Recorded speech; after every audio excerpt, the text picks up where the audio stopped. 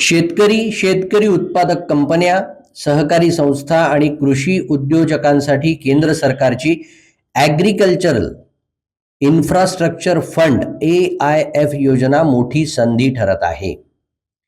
या योजनेचा अधिकाधिक लाभ शेतकऱ्यांपर्यंत पोहोचवण्यासाठी 6 जुलै रोजी चंद्रपूर येथील आत्मा सभागृहात जिल्हास्तरीय कार्यशाळा आयोजित करण्यात आली. या कार्यशाळेत PMFME, स्मार्ट MSRLM, माविम, कृषी विभाग, आत्मा तसंच विविध योजनातील लाभार्थी सहभागी झाले.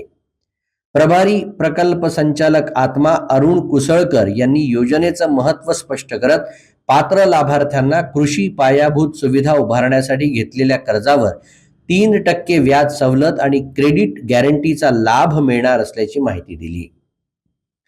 गोदाम, सायलो, प्राथमिक अन्न प्रक्रिया केंद्र, शेतमाल साठवणूक आणि काढणीनंतरच्या व्यवस्थापनासाठी या योजनेत आर्थिक मदत उपलब्ध असल्याचं त्यांनी सांगितलं. स्मार्ट योजनेचे नोडल अधिकारी गणेश मादेवार यांनी सादरीकरणाद्वारे योजनेची सविस्तर माहिती दिली. पात्र लाभार्थ्यांनी तात्काळ AIF पोर्टलवर नोंदणी करून या योजनेचा लाभ घ्यावा असं आवाहन यावेळी करण्यात आलं.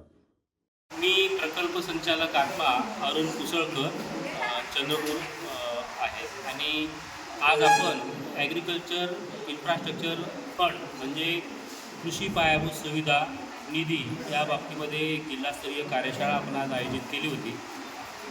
ॲग्रिकल्चर इन्फ्रास्ट्रक्चर फंड ही केंद्र शासनाची महत्त्वाकांक्षी योजना आहे आणि या योजनेच्या अंतर्गत आपल्या राज्यभरामध्ये जे काही कृषी प्रक्रिया काढणी पश्चात सुविधा निर्माण करण्याचं काम आपल्या राज्यात चालतं.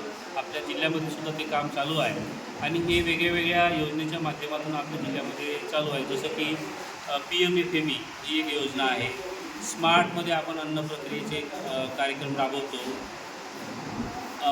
याशिवाय पोकरा योजनेमध्ये आपण अन्न प्रक्रियेचे युनिट आपण कार्यान्वित करतो. यासाठी जे लाभार्थी, मग ते फार्मर प्रोड्युसर कंपनी असतील, स्वयंसहायता गट असतील, वैयक्तिक लाभार्थी असतील, कृषी व्यावसायिक असतील, शेतकरी असतील किंवा कोऑपरेटिव्ह सोसायटी असतील, या सर्व या योजनेमध्ये अन्न प्रक्रिया करत असतील किंवा काढणी पश्चात सुविधा निर्माण करण्याचं काम करत असतील तर त्या पात्र आहेत.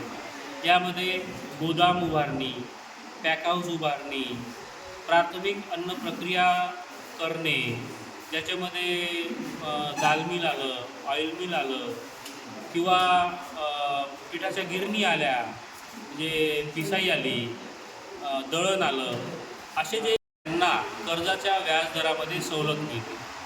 या योजनेमध्ये त्यांना 9% व्याजाने कर्ज मिळतं आणि त्यामध्ये तर त्यांनी नियमित फेड केली तर 3% व्याजदरामध्ये सवलत या योजनेमध्ये त्या लाभार्थ्याला मिळते.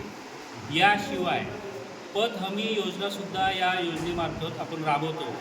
यामध्ये त्या लाभार्थ्याला वार्षिक पत हमीची फी भरावी लागते.